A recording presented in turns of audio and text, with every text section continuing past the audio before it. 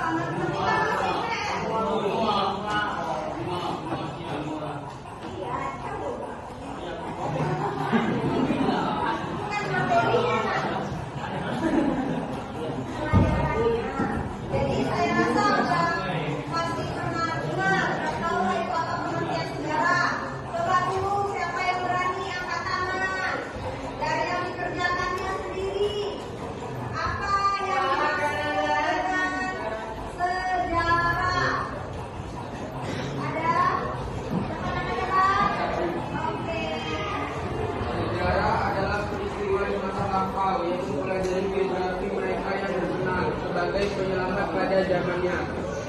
Orang-orang besar tersebut adalah orang yang pernah dicatat sebagai pelengkap dasar sejarah. Kata kita Bu, sejarah itu Bu adalah cerita tentang masa lalu, tentang mereka yang pernah terkenal atau punya sesuatu pada zaman melakukan ada yang namanya orang terkenal kalau dibilang gitu kan Kak Bu? Ya, selain itu Kak Bu, ada lagi yang lain. Sejarah adalah peristiwa yang dialami manusia sebagai bentuk bermasyarakat. Peristiwa ini tentu merupakan sebuah kejadian di masa lalu. Tentu. Ada sebuah buku sejarah itu peristiwa yang dilakukan di masa lalu oleh masyarakat, ya kan, oleh manusia. Dapat dikatakan kuncinya baru? Dan masa lampau.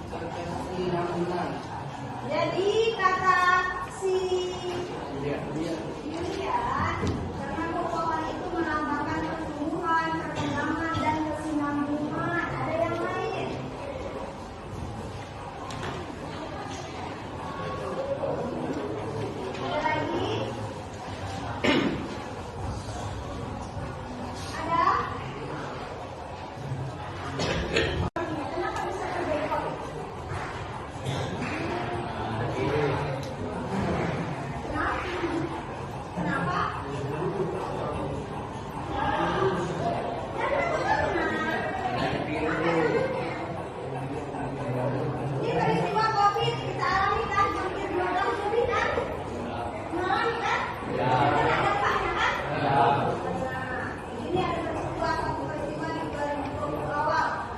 Namanya COVID-19. Ini peristiwanya nih. Bisa disebut peristiwa sejarah?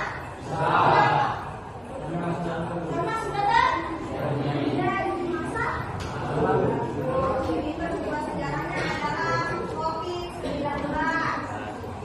Apakah peristiwa ini COVID-19 ini datang tiba-tiba? Tidak. Apa yang mempengaruhi terjadinya COVID-19? Dari makanan yang tidak? Misalnya apa?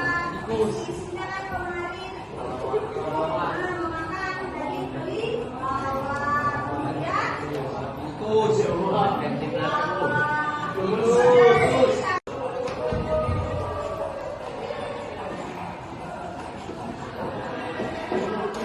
yang pertama harus ada bukan yang peristiwanya. Dalam sejarah itu memiliki unsur apa aja yang menjadi unsur dalam sejarah. Yang pertama itu adalah manusia. Kenapa harus manusia? Karena manusia di dalam sejarah posisinya sebagai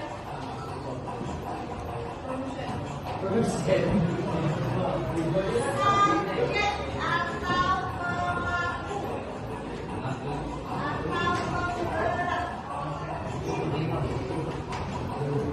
Kemudian sebagai objek, orang yang terkena dampak dari peristiwa tersebut. Jadi di dalam sejarah manusia itu posisinya dua.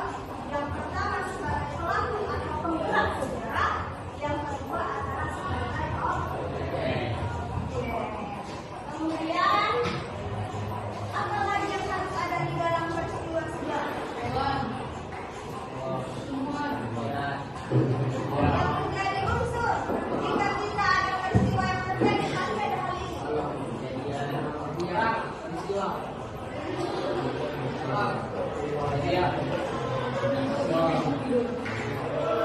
Ada ruang atau tempat. Suatu peristiwa terjadi pasti ada tempatnya di mana sehingga bisa dilakukan penyelidikan. Yang ketiga ada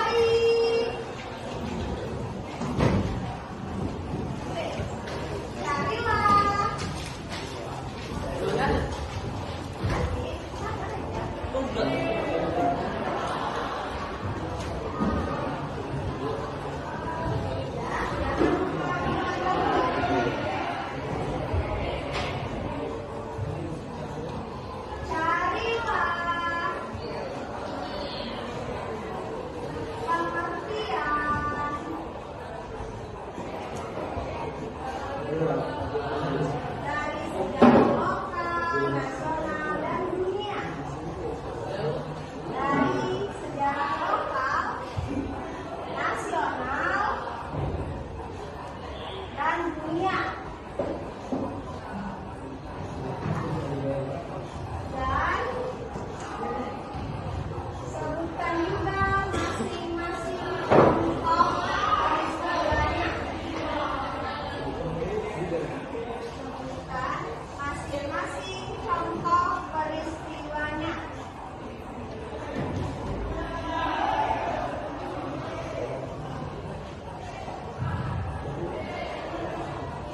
Selamat mengucap. Sudah terlanjur ditulis contoh sejarahnya, misal sejarah tadi sejarah lokal. Sama seperti yang saya jelaskan tadi, perlawanan Sisingamangaraja raja di Sumatera. Nah, kemerdekaan maka itu boleh, tapi untuk sejarah nasional dan sejarah dunia itu tidak boleh sama dengan contoh yang saya berikan. Jadi kalau sudah terlanjur, lanjut aja kerjanya yang kedua. Ada lagi yang mau ditanya? Contohnya masing-masing cukup satu. Sejarah lokal satu, sejarah nasional satu, sejarah dunia satu. Peristiwanya satu-satu. Iya, contoh peristiwanya satu-satu.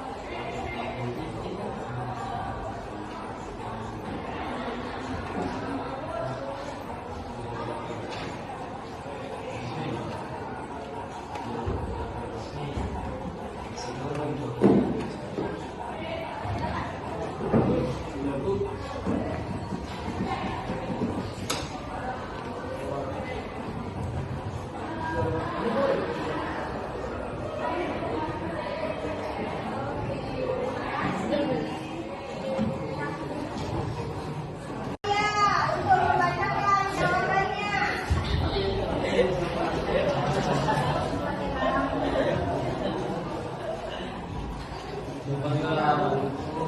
Sejarah lokal, penjajahan Belanda tanah Deli.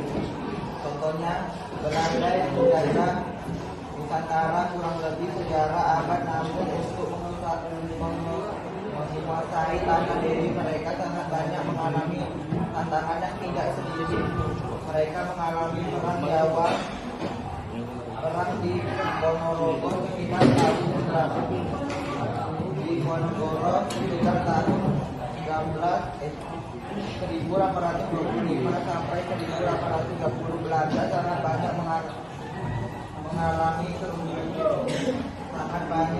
mengalami kerugian, sedangkan untuk menguasai Sumatera Belanda berperang melawan Aceh.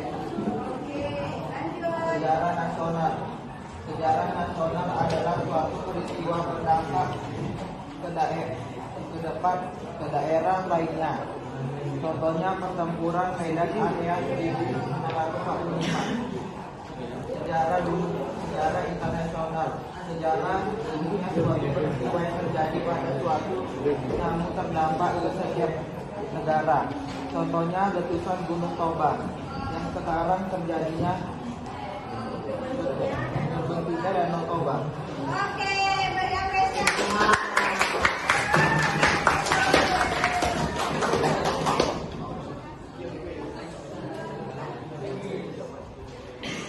Selanjutnya, sini Bapak Wasit. Yang membacakan.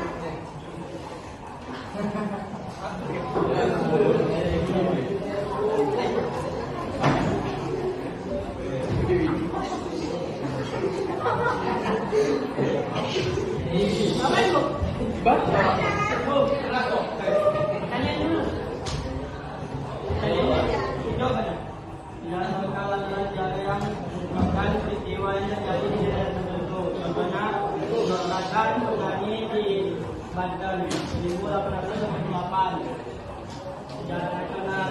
Sejarah nasional adalah sejarah yang menjelaskan tentang peristiwa yang terjadi di suatu negara. Contohnya peristiwa Merah Putih di Manado pada Februari 1945.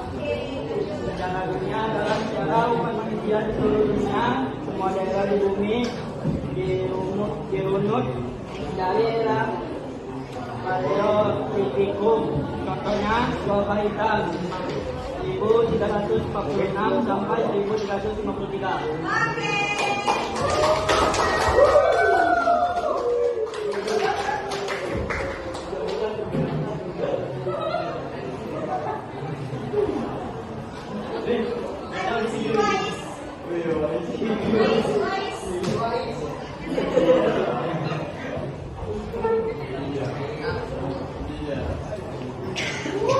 Sejarah lokal adalah suatu kajian sejarah tentang kejadian yang bersifat lokal atau meliputi wilayah lokal. Contohnya keseragaman budaya. Sejarah nasional. Sejarah nasional adalah yang menjelaskan peristiwa yang terjadi di suatu negara yang mempunyai dampak besar pada seluruh wilayah di dalam negara tersebut. Contohnya peristiwa 10 November 1946 di Surabaya, pemberontakan tahun 1949 G30 SPKI di Madiun, Perang Jawa, Bandung, Lautan Api. Sejarah dunia adalah sejarah umat manusia di seluruh dunia, semua daerah di bumi dirunut dan era Paleolitikum. Contohnya Perang Dunia Kedua.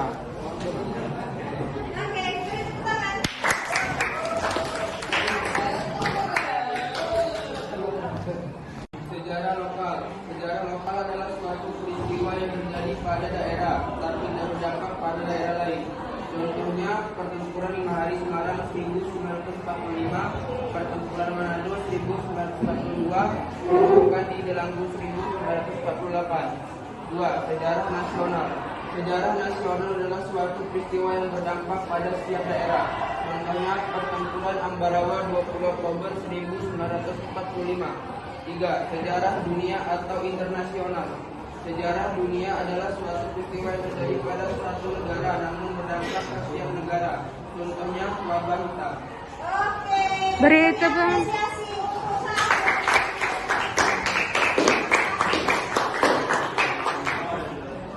Karena jamnya sudah berakhir, maka saya tutup dengan materi kita ini. Semoga kalian paham dan minggu depan akan kita lanjut dengan materi yang baru mengenai konsep waktu dalam sejarah.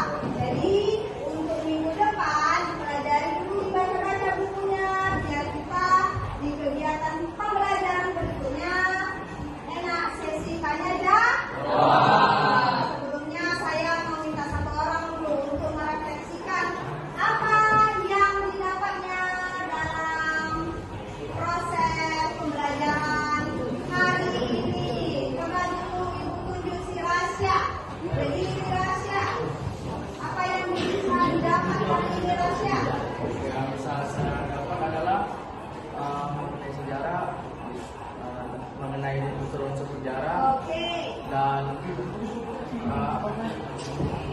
mengenai sejarah lokal, nasional, dan internasional.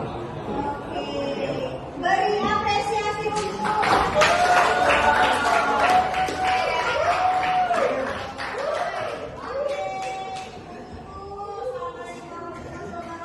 Selamat siang, sampai bertemu minggu depan.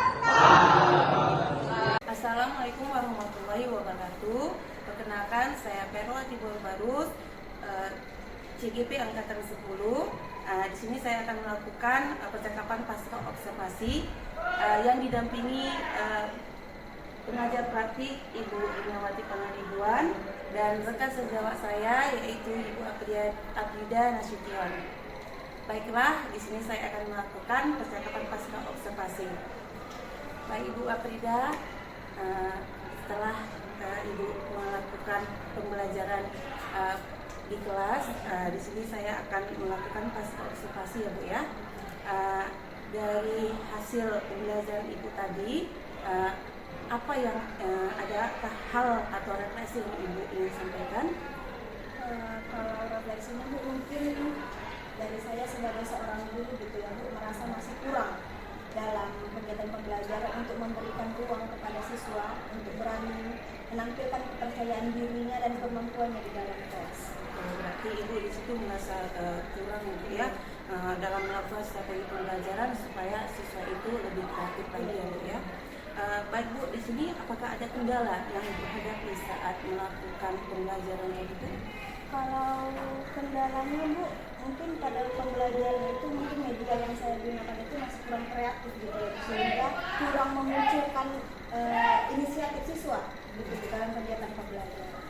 Berarti kendala Ibu di tingkat media pembelajaran itu ya kurang kreatif, karena pembelajaran sejarah itu kan mungkin pembelajaran lebih menonton gitu Bu ya. Baik Bu, apakah ada solusi atau cara yang ingin Ibu atasi dari kendala tersebut ya Bu? Kalau solusinya saya mungkin kedepannya untuk membuat media yang lebih menarik lagi gitu kan Bu, agar mereka juga semangat gitu kan, apalagi media yang berhubungan kalau bisa dengan IT gitu Bu. Jadi kan di zaman sekarang siswa ini pasti punya gitu teknologi gitu kan Bu, jadi mungkin kedepannya membuat materi atau media pembelajaran itu yang berkaitan dengan lebih menonjolkan IT-nya gitu untuk menarik daya pikir mereka. Ya, lebih meningkatkan lagi untuk lebih kreativitas di bidang IT Bu ya. Dari sini Bu, kapan tuh rencana Ibu untuk melakukan tindak lanjut tersebut? Kalau rencananya tuh saya berharapnya secepatnya gitu ya. Jadi kalau bisa pun minggu depan ketika kegiatan pembelajaran itu sudah saya laksanakan. Apakah ada yang mendukung gitu Bu untuk kegiatan minggu depan Ibu tuh, apakah ada yang perlu Ibu lakukan gitu? Untuk pembelajaran itu mungkin saya lebih ke ini sih Bu, maksudnya mempersiapkan prasarananya seperti fokus ataupun yang lain gitu, teknologi yang lain gitu kan, untuk menunjang kegiatan pembelajaran tersebut. Berarti ini Ibu nanti mungkin berkolaborasi lah ya Iya, sama benar. sarana dan prasarana ya Bu ya. Bagaimana Ibu bisa di kelas Ibu itu ada infokus supaya pembelajaran tidak membosankan dan membosankan Ibu ya. Baiklah Ibu ya, berarti semoga Ibu minggu depan ya dengan pembelajaran ini lebih kreatif lagi siswanya, dan Ibu pun menjadi pembelajaran itu lebih bervariatif ya Bu ya. Terima kasih. Terima kasih. Terima kasih kepada Frida ya. Ternyata pasca observasi yang dilakukan bisa menyadari hal-hal mana yang masih perlu ditingkatkan. Ya, memang disinilah kita rekan sejauh saling mendukung, saling berbagi. IPERA selaku calon guru angkatan 10 berbagi mengimbaskan apa yang sudah didapat pembelajaran baru di angkatan 10 ya. Karena memang peran kita demikian IPERA. Selain kita mau belajar untuk diri kita sendiri, kita berbagi kepada yang lain. Nah, kali ini adalah pasca observasi, di mana kemarin sudah melakukan observasi dan sekarang pasca, dan semakin terkoneksi lagi, semakin terkoneksi karena kita tahu hal-hal yang belum saya tahu ini ya. Bagaimana siswa semakin fokus belajar, semakin kreatif, semakin berdampak apa yang kita buat itu. Jadi kita menyadari, oh ini yang saya perbaiki, saya tingkatkan. Jadi Ibu Aprida juga saya lihat tadi di pasca observasi sudah menyadari, ya mungkin sarananya lebih disiapkan, lalu lebih meningkatkan lagi bagaimana kalau sekarang kan anak KSD ya, kompetensi sosial emosional berdiferensiasi, karena anak-anak ini kan memiliki latar belakang yang berbeda dan juga memiliki minat yang berbeda-beda, sehingga kita bisa melihat, oh ini anak ini cenderung bagaimana belajarnya yang lebih senang dia belajar menulis, mungkin dengan praktiknya, mungkin dengan bercerita di depan kelas, atau mungkin dengan peragaan anak yang lain.